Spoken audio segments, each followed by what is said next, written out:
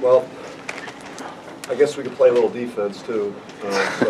So that was great to see. Just the way we started and what we fought through, and you know, I haven't seen us play that type of offense. Credit to Vanderbilt. Bryce Drew did a good job with you know, playing a different type of lineup that you know, I think was you know, affected us some early in the game, just until we you know, figured some things out. But in the meantime, I think we relied on our defense, especially the last like 8 minutes and a half. I don't know how many points they scored, but I know that it wasn't many. And so it was great to see. It was unbelievable crowd. It was such a great feeling to coach that game and to see us go on that run in the second half and to hear the roar of the crowd like I haven't heard here since I've been here. So that would be just unbelievable if we could keep that going. What an advantage it is for our players, and you know, the crowd really willed us through, you know, not playing our very best, and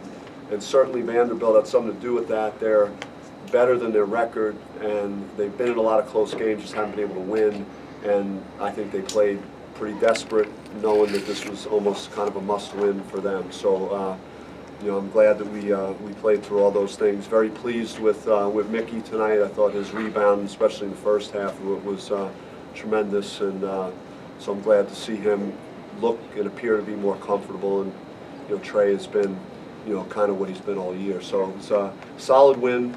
You know, to play in the mud, and you know, we played in the mud some throughout this game and figured out a way to win. Bobby, you guys have made a habit of these second half runs. You did it at Kansas, you did it today. What is it about that? I mean, does it start at halftime, or is it just a matter of time before you guys get comfortable and find your rhythm?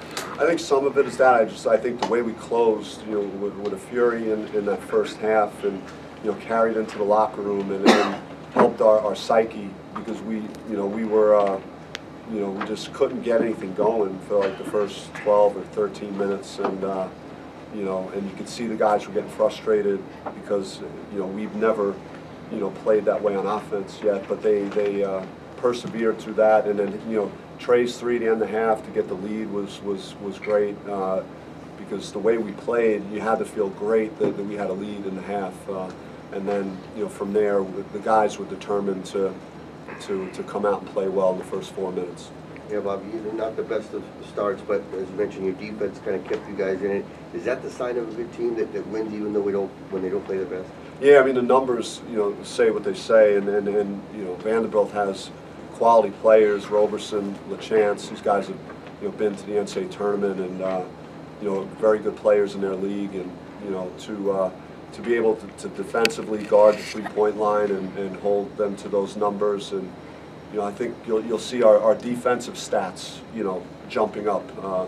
Maybe, and people recognize that, you know, we're not one-dimensional. That, you know, if we're not, you know, we don't have our full, you know, just firepower on offense on a particular day, that we could, you know, push through a game like tonight. But we had the burst, and that's great that we, you know, took the game from being a, you know, 1-2 possession game, and then all of a sudden it's mid doubles, and it happens fast because these guys, you know, get stops, turnovers, and then made some big plays.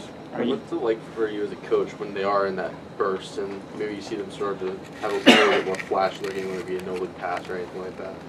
Just it's special to coach, and that stretch was amazing. You know, capped off by, you know, an unbelievable assist to Romello for the dunk, and you know, that was an amazing piece of that game, and that's what we're capable of doing when we defend and, you know, get out in the open floor, and it's exciting to watch. What did Mitchell give you tonight? 10 rebounds in the first half, and all over the place. Yeah, he's a rugged, hard-playing guy, and he's so physical, and you know, Mickey fits right in with our personality. You know, he's a blue-collar guy, and you know, plays hard. Guys respect him. He's unselfish. He passes, and then you know, he also brings a more physical element to our team, and then even it just gives me more lineup flexibility playing him at multiple positions. And he's just starting to get really adjusted to playing. This is he's been off for a while, so you know, I was glad to see him play that way tonight. How do you guide your team through this national spotlight? Being you came from Duke, I mean, you were in it a lot of times as well?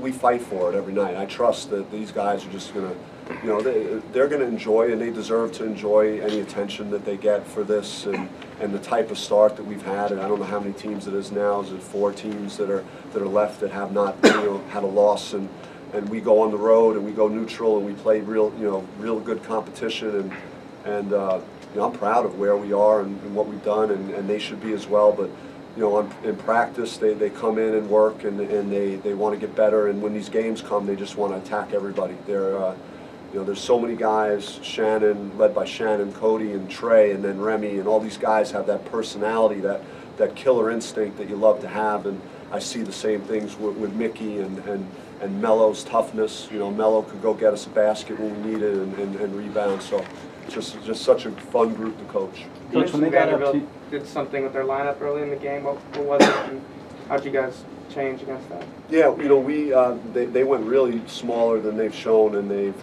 you know, because Roberson is physical, and you know, we tried to throw it inside some early to try and take advantage of them not playing a true inside guy against us. And you know, we'll work on some things to make sure that what was going on with the doubles doesn't happen. I think we were at fault there just for how we attacked, throwing the ball into the post, and Melo was catching it with a you know, help defender in his lap already. And you know, we got to do a better job of making sure that we look off our passes and we don't stare down our passes, and then teams wouldn't be able to play that type of defense early in the game. When they go to that small ball lineup, is it tough when Romello has to kind of go out to the three-point arc and guard from there? No. I mean, Melo, for a big guy, is mobile, and he's pretty good with his footwork, and he's got a good wingspan to challenge the three, and he could give a quicker guy a little bit of space. I trust him to play someone away from the basket if we needed to switch something on defense. When you guys are in these early holes, do you say anything or change anything at all with the team, or do you just trust the guys?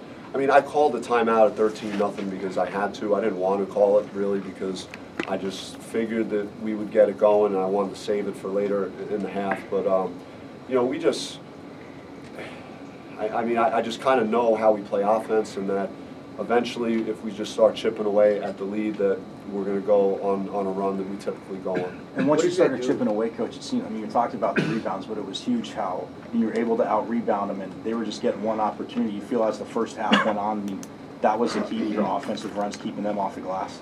Yeah, and I mean, well, for us, if you know, we were playing some bigger lineups too, and they were really small, so, and we weren't making shots, so we needed to offensive rebound, and you know, Coach Berno especially, every huddle was reinforcing that message to, you know, they're small, go to the glass, you know, talking about Mickey and Melo and Vitali.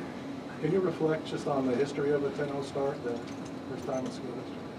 Yeah, I mean, I'm just, I'm in amazement of what these guys do, because I really, all week, was very stressed about this game, because I don't like waiting 7 days to play after we just had the game we played. I prefer to play sooner, and also just the additional weight that we're carrying now. We're, you know, we have a bullseye on our back now, and teams are gonna look at us differently than they have in the past, and certainly as hard as Vanderbilt played, and some of the adjustments that they made, and Bryce Drew is a very good coach, and they had a good plan, had his team ready to play, and played us extremely hard. So, but yeah, I mean, it's something. It's something to be a part of.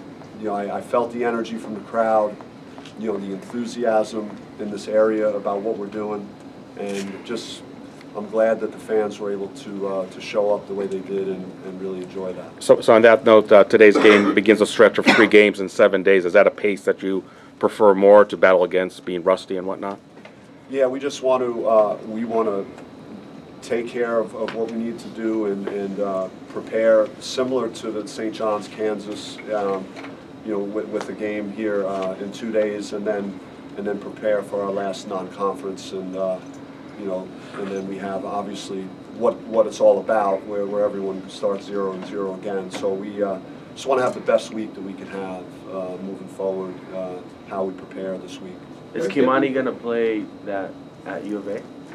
We're still, you know, we're seeing as he progresses, and he's running on his own now, He's been in some non-contact drills that we've done in practice, very light, and we're just going to progress him gradually, and he's going to tell us, you know, when he's ready to play, because he's got such a future ahead of him. I don't want any more setbacks for him, and I want to make sure he's 100% when he's out there on the floor. Thanks, guys. Thank you. Appreciate Thanks, it. Coach.